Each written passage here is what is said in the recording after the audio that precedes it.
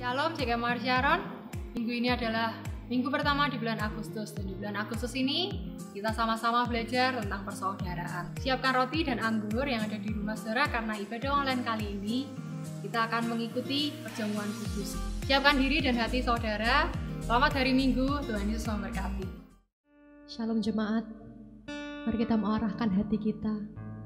Mari kita mau naikkan ucapan syukur kita karena kasih-Nya yang begitu luar biasa dalam kehidupan kita.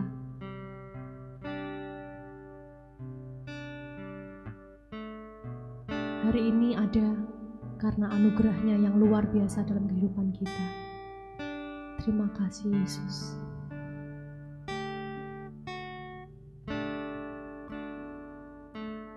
Ku ada sebab anugerah-Mu, ku ada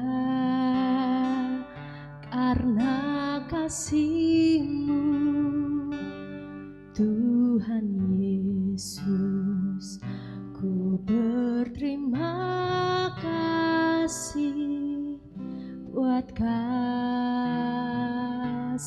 rahmat-Mu.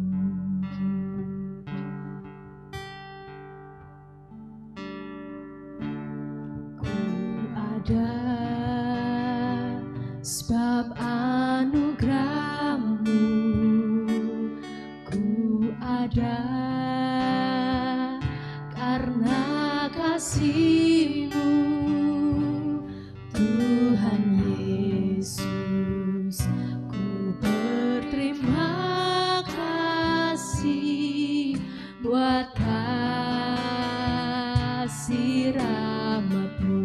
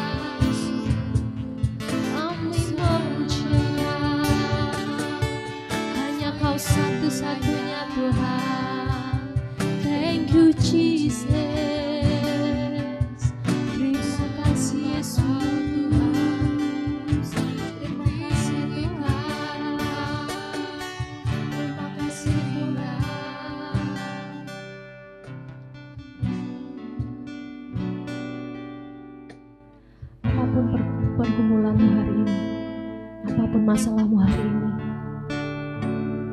Apapun semua yang sudah terjadi dalam hidupmu, semua terjadi dan akan terjadi karena Tuhan Yesus sangat mengasihi kita semua.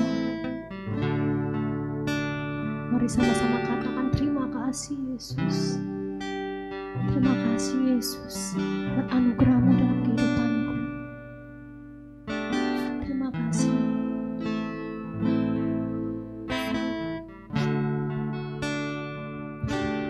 Terima kasih. Panggil namanya Yesus. Yesus.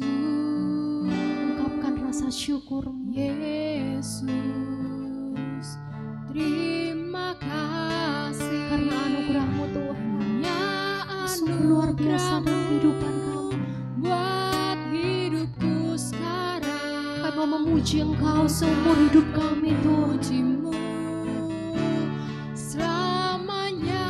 Yes, thank you Jesus. Terima kasih Yesus. Yesus. Terima kasih karena anugerah-Mu buat hidupku sekarang. Ku kan memuji-Mu selamanya. Ku kan memuji-Mu selamanya. Ku kan memuji-Mu selamanya.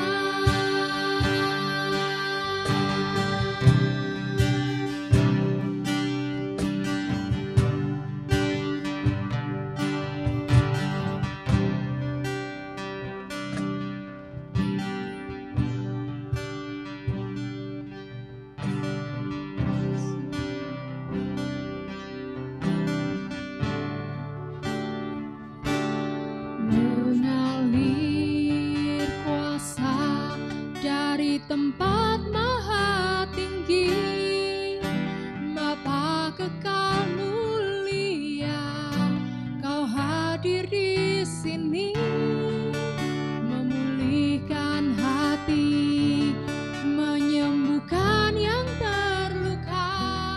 Ku kan tenang bersama-Mu Bapa. Mengalir kuasa dari tempat maha tinggi, Bapa kekal mulia, Kau hadir di sini, memulihkan hati, menyembuhkan yang terluka. Ku kan tenang bersama-Mu Bapa.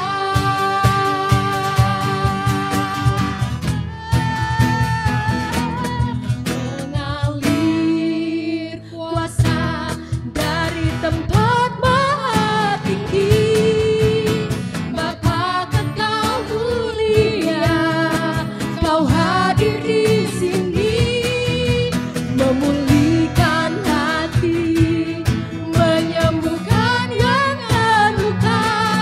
Ku kan tenang bersama-Mu Bapa. Mengalir kuasa dari tempat maha tinggi, Bapa kekal mulia, Kau hadir di sini, memulihkan hati, menyembuhkan yang terluka. Ku kan tenang bersama-Mu Bapa.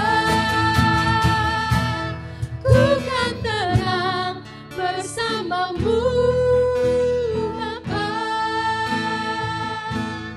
Ku kan tenang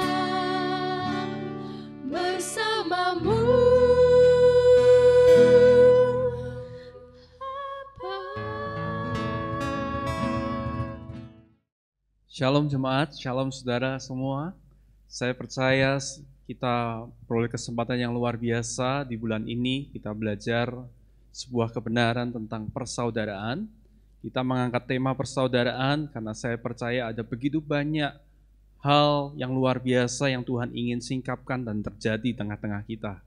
Jadi saya ajak kita semua untuk menyiapkan hati kita supaya kebenaran firman Tuhan itu bukan hanya sampai di pikiran kita, tapi juga masuk ke hati kita yang paling dalam dan mengubah seluruh pengambilan keputusan-keputusan kita ke depan.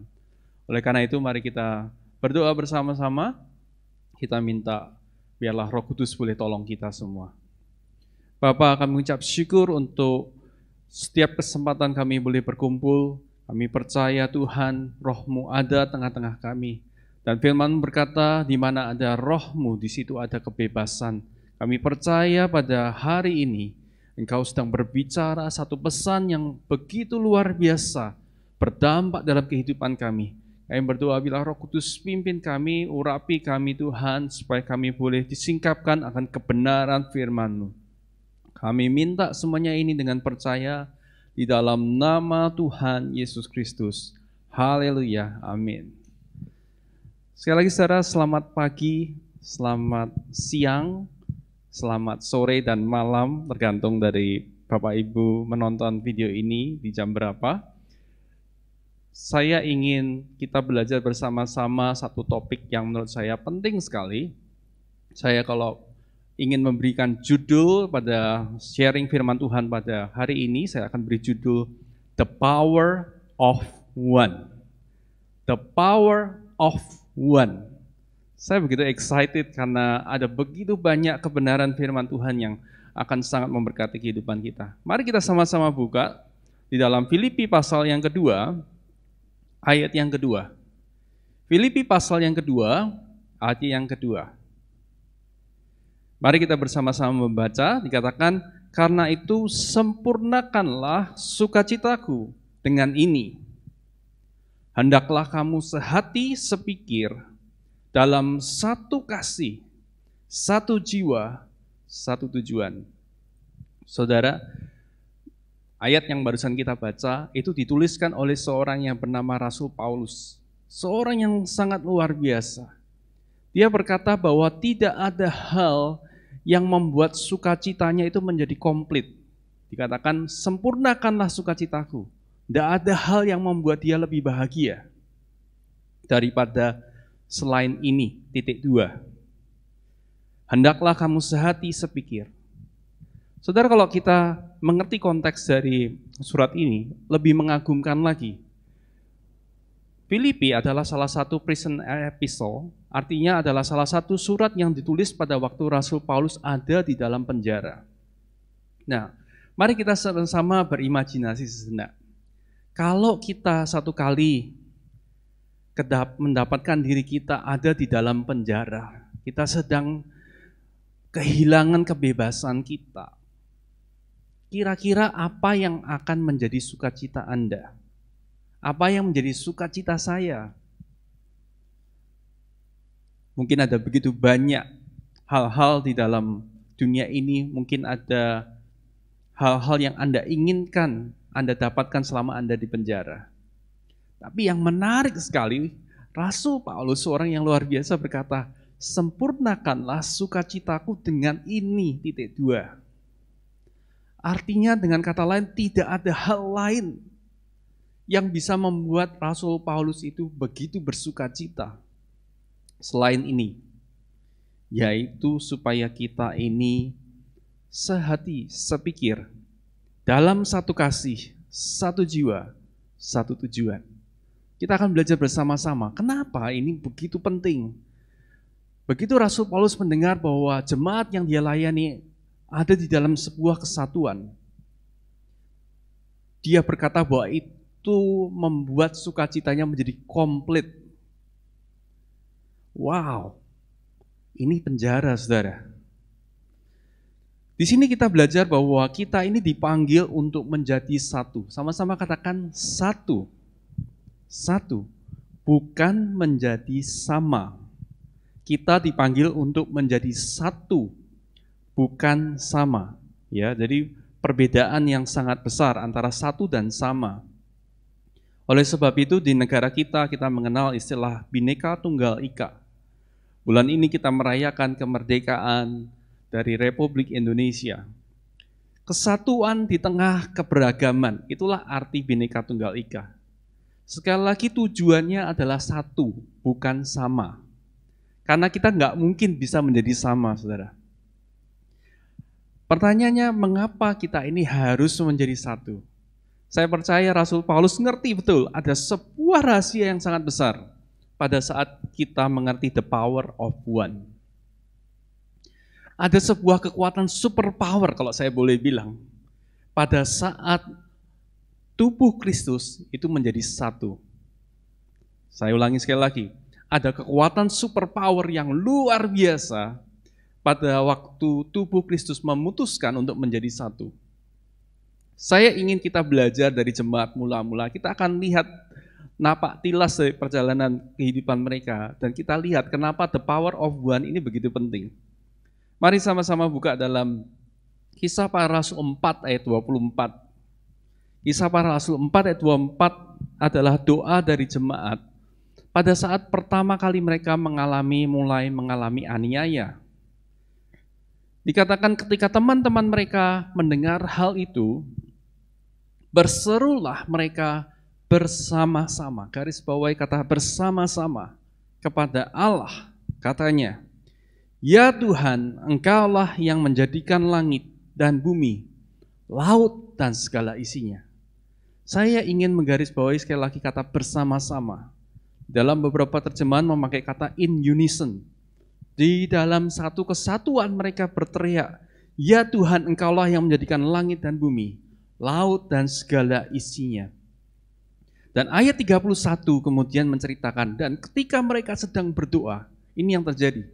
Goyanglah tempat mereka berkumpul itu dan mereka semua penuh dengan Roh Kudus.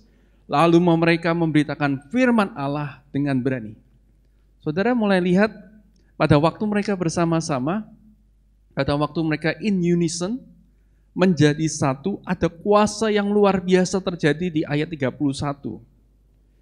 Tempat mereka itu goyang. Saya percaya betul bahwa Alkitab itu tidak pernah melebih-lebihkan.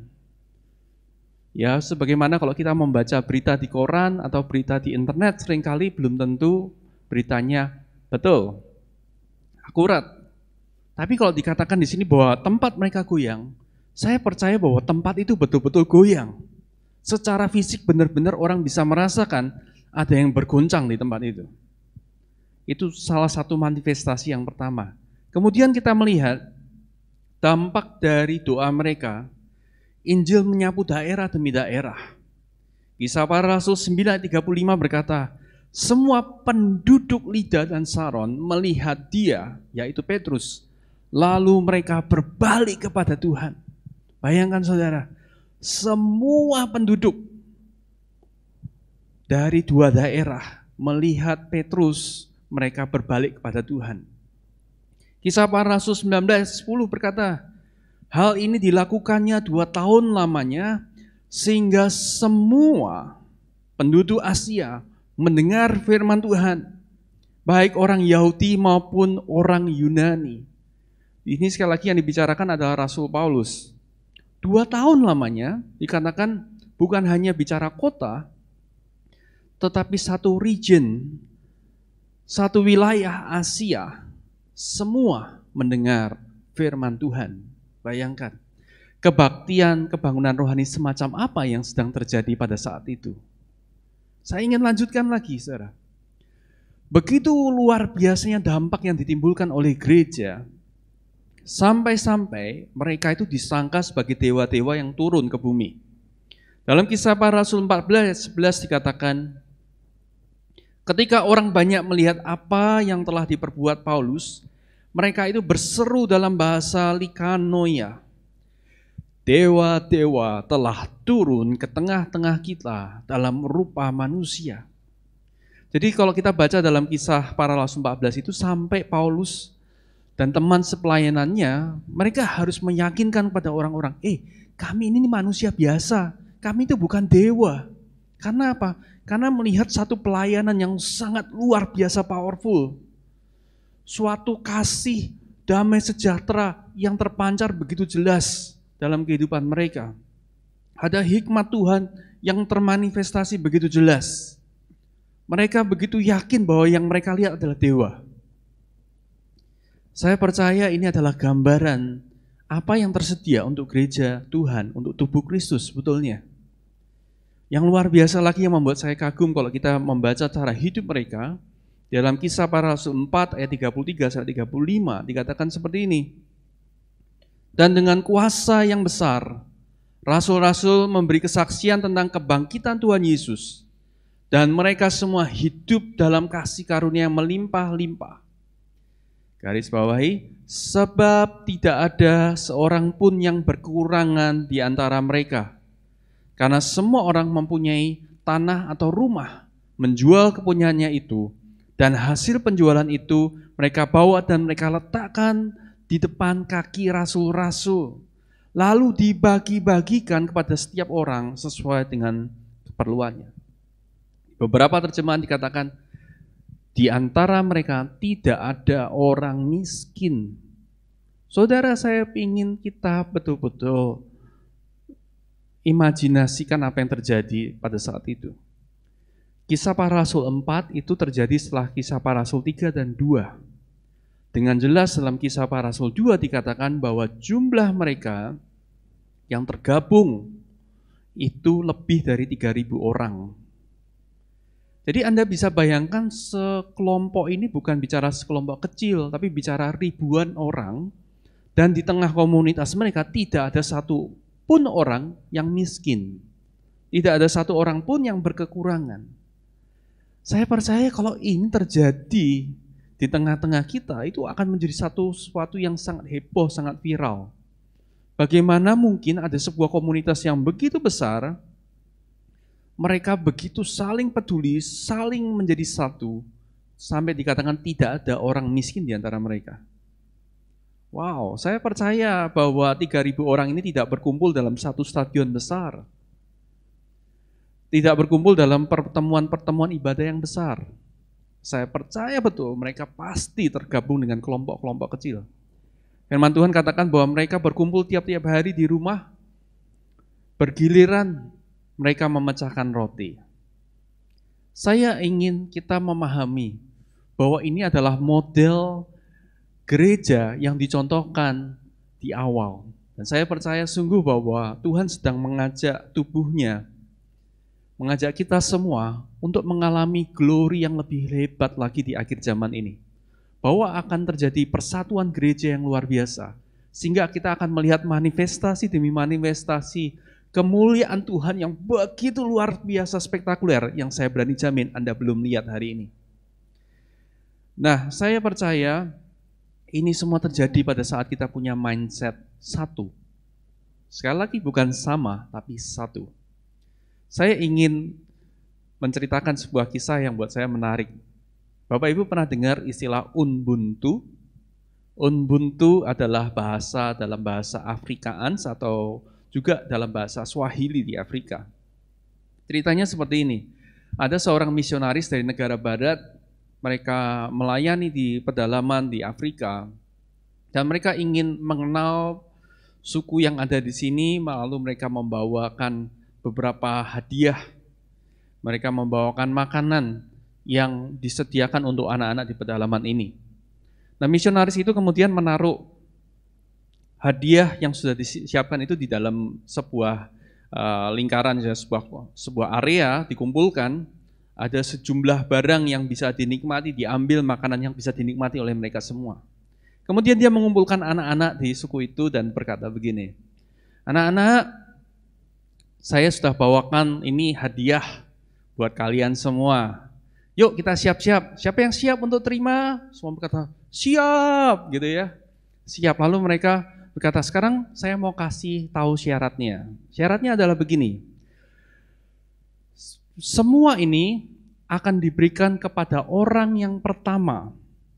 Perhatikan, pertama menyentuh barang tersebut. Jadi orang yang pertama mengambil sampai ke barang itu, dialah yang akan mendapatkan barang itu. Semua siap? Siap.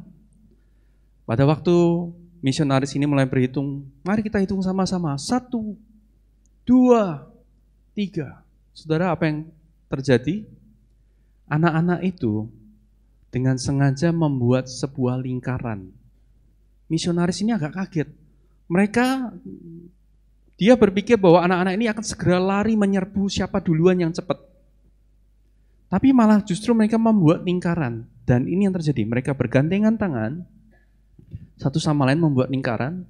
Kemudian yang dia lakukan adalah mereka maju bersama-sama, mendekati barang-barang yang ada di tengah. Mereka maju bersama-sama. Dan begitu mereka sudah sampai dekat maju bersama-sama, pada saat mereka mau meraih barang itu, mereka bilang 1, 2, 3, raih sama-sama. Dan mereka mengambil barang di tengah bersama-sama. Itulah namanya Ubuntu. Saudara, misionaris ini kaget, dia tanya, kenapa kalian berbuat seperti itu? Anak-anak itu menjawab, Pak, bagaimana salah satu dari kami bisa bahagia saat ada satu orang dari kami yang sedih? Bagaimana di antara kami bisa bahagia kalau ada salah satu atau beberapa dari kami yang tidak akan mendapatkan hadiah tersebut? Itulah yang namanya the power of one. Mari bangun kesadaran akan satu tubuh. Pada saat mereka ini bersama-sama mengambil, semuanya dapat, saudara. Andai kata mereka saling berlomba, saling untuk mendapatkan yang pertama, mereka mungkin hanya akan mendapatkan sedikit. Tubuh Kristus adalah satu kesatuan, dan kita harus mengerti bahwa ini sangat amat penting untuk kita betul-betul lakukan dalam kehidupan kita. Saudara masih ingat pada waktu bangsa Israel masuk ke tanah Kanaan, mereka menghadapi satu tantangan yang menurut saya luar biasa. Mereka menghadapi yang namanya kota Yeriko. Nah, bisa bayangkan mereka belum punya pengalaman perang begitu banyak, mereka berhadapan dengan kota Yeriko yang begitu tebal. Dan mereka mengikuti instruksi dari Tuhan, mereka bernyanyi, bermazmur bersama-sama, dan kota itu rubuh. Kota yang besar dengan pertahanan yang luar biasa rubuh, dan mereka bisa dapatkan semua jarahan tanpa ada satu orang pun yang meninggal di antara mereka. Tanpa ada satu pun yang tewas. Itu luar biasa. Menariknya adalah setelah mereka mengalahkan Yeriko, mereka sampai ke kota kedua yang namanya kota Ai. Kota ini jauh lebih kecil, bahkan mereka memutuskan hanya untuk mengirim sebagian pasukan. Hanya 3.000 pasukan. Tapi menariknya, di Yeriko mereka menang besar. Di kota yang namanya Ai, kota kecil, mereka justru kalah. Bukan hanya kalah, mereka dikejar mundur, saudara. Bahkan dikatakan sampai 36 orang pasukan mati. Anda berkata 36 sedikit. Coba bayangkan, kalau 36 dari suami tidak pulang, bagaimana dengan 36 anak yang kehilangan orang tua? Bagaimana dengan 36 ayah dan ibu yang kehilangan anak-anak mereka?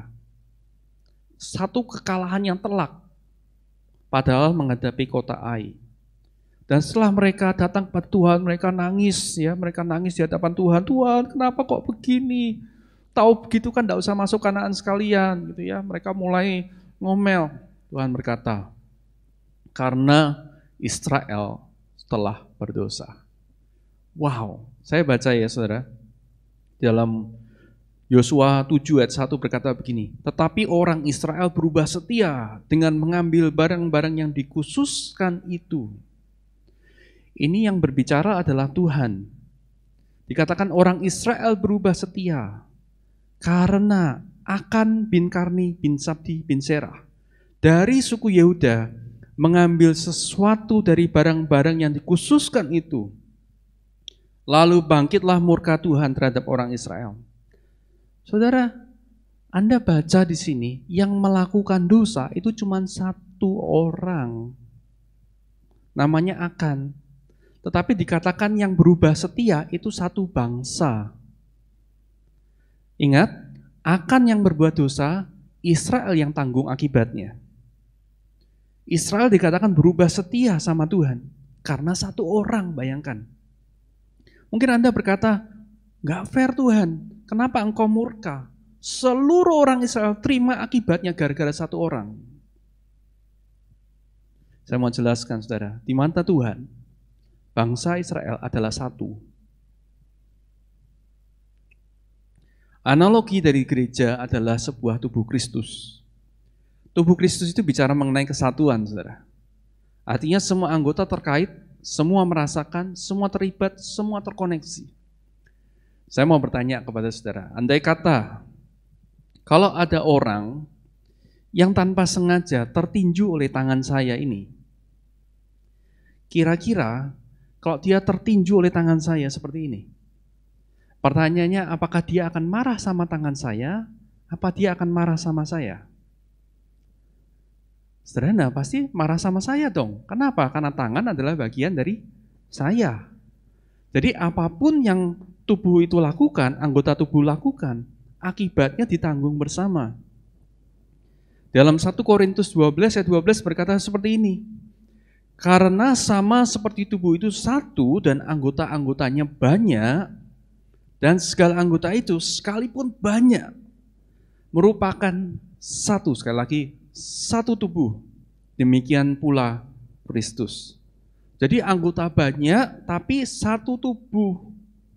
Saudara, pernah saudara Anda merasakan bagaimana waktu jari Anda nggak sengaja kecepit? Saya percaya tidak ada seorang pun yang berkata, oh, yang sakit cuma jari. Saya percaya dari seluruh badan kita, semuanya langsung cekot-cekot, sakit semua. Kenapa? Cuman satu jari yang kena, cuman satu jari yang dalam tanda petik kurang ajar, semua kena. Itulah we, the body. Itulah the power of one. Di sisi lain, saudara, pernahkah Anda mungkin di sini yang mendapatkan perawatan kerimbat atau Anda dipijat? Mungkin yang dipijat cuma bahu, mungkin yang dipijat hanya kepala Anda. Tapi yang menikmati siapa? Menikmati tentu seluruh tubuh, betul. Cuman anggota tertentu tapi yang menikmati seluruh tubuh. Itu sisi lainnya. Jadi kalau kita ngomongin soal tubuh, kita ini satu, saudara. Kita harus betul-betul membangun kesadaran ini. Kesadaran mentalitas bahwa we are, I am as we are. Saya ini ada karena kita. Jadi power of one ini maksudnya analoginya luar biasa sekali dalam firman Tuhan. Kita diumpamakan sebagai tubuh.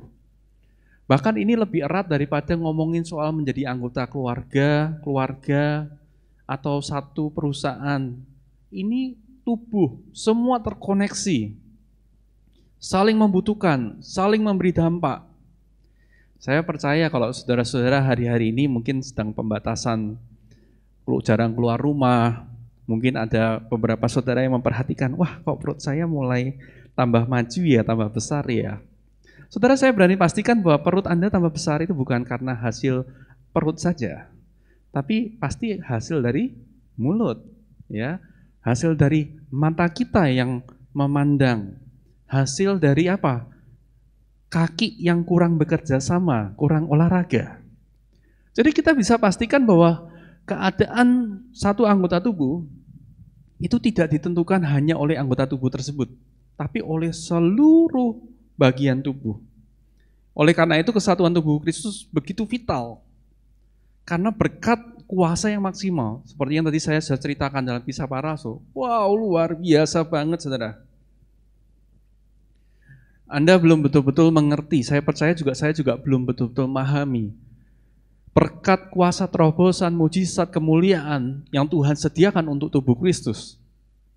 Pada saat kita betul-betul menghidupi yang namanya the power of one, kuasa untuk menjadi satu itu menjadi sesuatu yang amat sangat luar biasa. Oleh karena itu, mari tertanam dalam komunitas lokal. Saya suka, saudara, bagaimana hari-hari ini saya lihat di tengah-tengah pandemi yang ada, kita melihat bahwa tubuh Kristus ini menunjukkan tanda-tanda bersatu. Saya melihat orang jiwa sosialnya tambah tinggi, saling berbagi, bahkan menolong seringkali bukan melihat batasan gereja lokal, merek gereja atau sinode gereja, tapi saling membantu. Saya percaya itu adalah satu tren yang sangat bagus, yang saya percaya Tuhan itu sengaja buat di tengah tubuh Kristus, supaya ini kita betul-betul kembali ke desain awal, yaitu the power of one. Oleh karena itu, kita saudara dari dalam bulan ini, bulan Agustus, mari saya mau ajak kita untuk bangun komunitas, tertanam. Saya percaya sekali lagi Anda belum menjadi bagian dari sebuah tubuh kalau Anda belum terkoneksi, belum nyambung. Dan nyambung itu harus Anda planted, tertanam di dalam sebuah komunitas. Kalaupun Anda berkata, Pak, saya belum ada komselnya loh Pak, mari buat komunitas, yuk kita sama-sama, kita bangun sama-sama.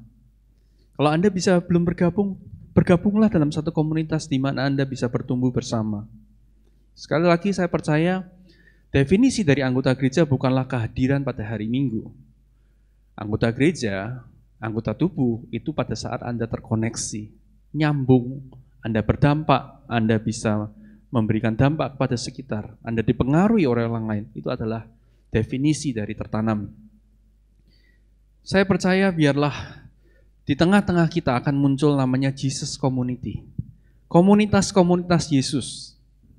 Di mana ini bukan sekedar pertemuan, namun adalah sharing kehidupan. Bukan sekedar pertemuan, namun di mana kita bisa berbagi dan bertumbuh bersama. Saya berdoa supaya firman Tuhan yang saya bagikan pada hari ini, pada kesempatan ini, boleh menjadi hembusan nafas dari Tuhan sendiri, yang menghidupkan roh kita. Seperti di dalam kitab Yeskiel pasal yang ke-7, ayat 5 dan 7.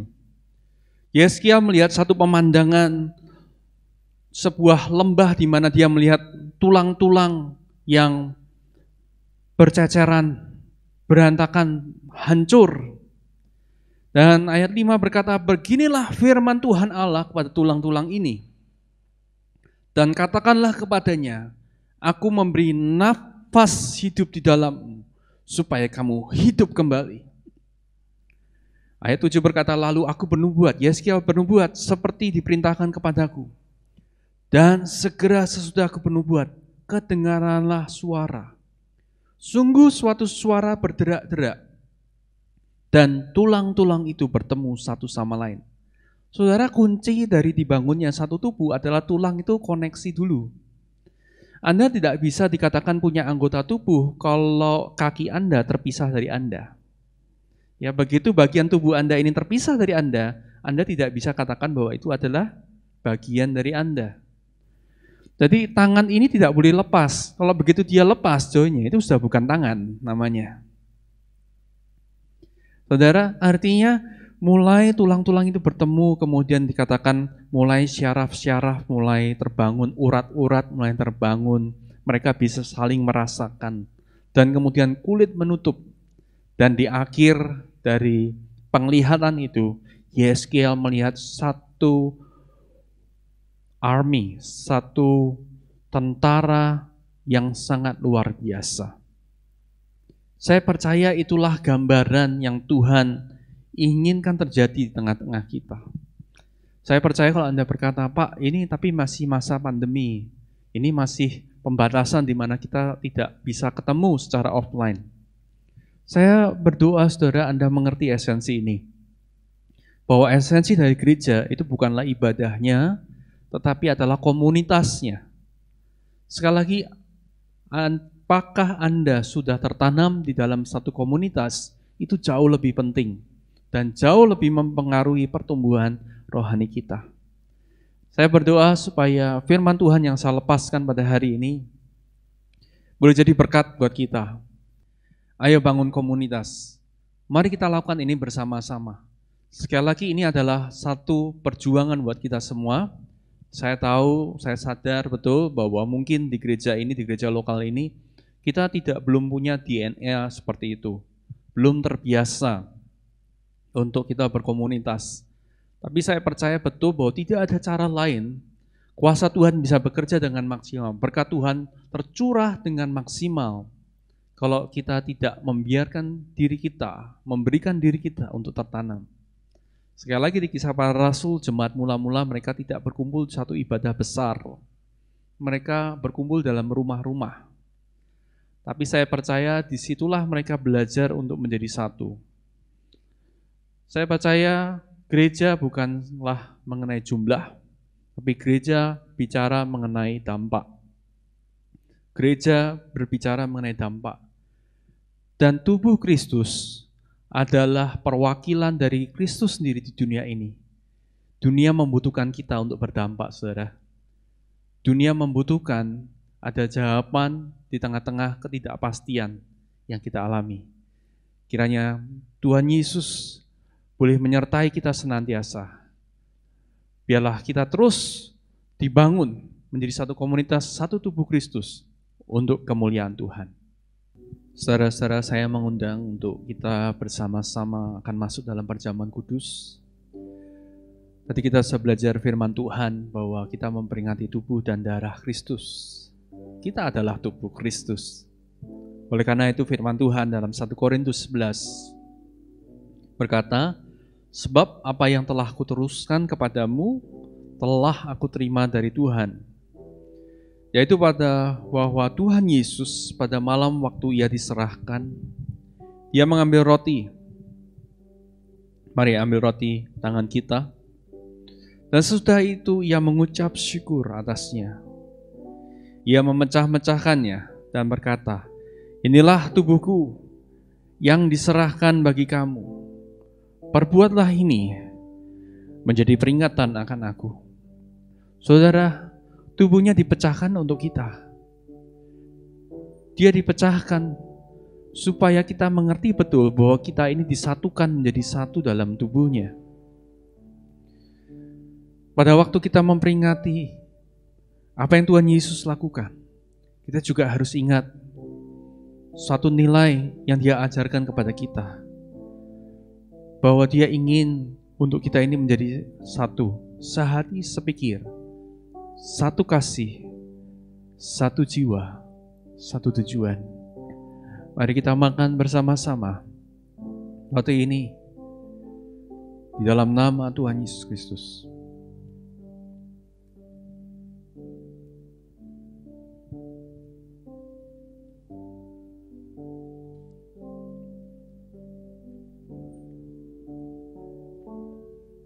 Demikian juga ia mengambil cawan sesudah makan, lalu berkata, cawan ini adalah perjanjian baru yang dimeteraikan oleh darahku.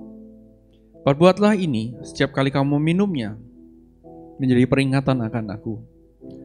Sebab setiap kali kamu makan roti ini dan minum cawan ini, kamu memberitakan kematian Tuhan sampai ia datang. Sekali lagi yang kita peringati adalah tubuh dan darahnya. Pada saat kita minum dari cawan ini adalah simbol dari darah Kristus yang sudah menebus kita, melayakkan kita untuk datang ke ruang Maha Kudus. Kita dilayakkan.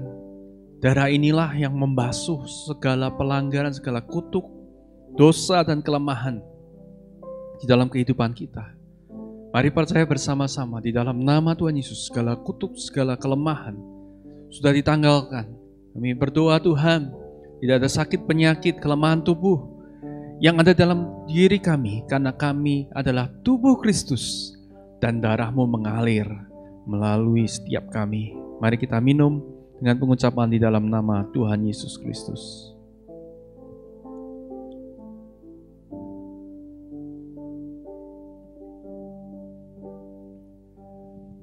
Saudara, pagi hari ini kita sudah memperingati tubuh dan darah Kristus melalui perjamuan kudus yang sudah kita ambil. Mari bersama-sama kita ambil langkah berikutnya. Saudara-saudara tergabung di dalam komunitas, apakah Anda aktif di dalam komunitas yang ada? Saya sarankan Anda sekali lagi untuk menjadi pelaku firman. Minggu lalu kita bicara mengenai bahwa firman Tuhan itu harus selalu diaplikasikan dalam kehidupan Anda, bukan hanya didengar dan dicatat. Oleh karena itu, mari sama-sama pakai bulan ini, kesempatan ini, untuk kita sama-sama memastikan semua dari kita tertanam. Dan saya percaya, biarlah kuasa, mujizat Tuhan, berkat Tuhan yang paling maksimal di dalam kehidupan kita boleh jadi bagian buat setiap kita. Saya percaya tidak ada dari kita yang akan bahagia kalau melihat saudara-saudara kita sedih. Saya berdoa biarlah kita juga melihat bahwa semua secara rata Tuhan berkati, Tuhan bukakan jalan, Tuhan bawa kita menang dalam setiap pergumulan. Saya berdoa dimanapun kita berada, ingat bahwa kita ini adalah satu tubuh Kristus. Mari saudara, sebelum kita mengakhiri, mari kita sama-sama kita akan arahkan hati kita kepada Tuhan. Marilah kita angkat tangan kita dan terimalah berkat-Nya. Kiranya anugerah dari Allah Bapa, pengorbanan yang ditunjukkan oleh Tuhan Yesus Kristus di atas kayu salib, dan penghiburan dan kekuatan dari Roh Kudus, Dunamos itu, boleh menyertai kehidupan kita, memimpin kita senantiasa, supaya kita boleh menjadi saksinya yang efektif dimanapun kita berada. Biarlah orang bisa melihat Kristus tinggal dan kuat di dalam hidup kita. Kuasanya, kemuliaannya, kasihnya mengalir dari kehidupan kita begitu nyata, sehingga orang lain bertanya, siapa yang ada di dalam kehidupanmu? Biarlah anugerah dari Tuhan Yesus Kristus menyertai kita semua di dalam setiap pekerjaan, dalam pelayanan, dalam kehidupan sosial kita, keluarga kita, dari hari ini sampai Tuhan Yesus menjemput kita yang kedua kalinya. Haleluya, amin.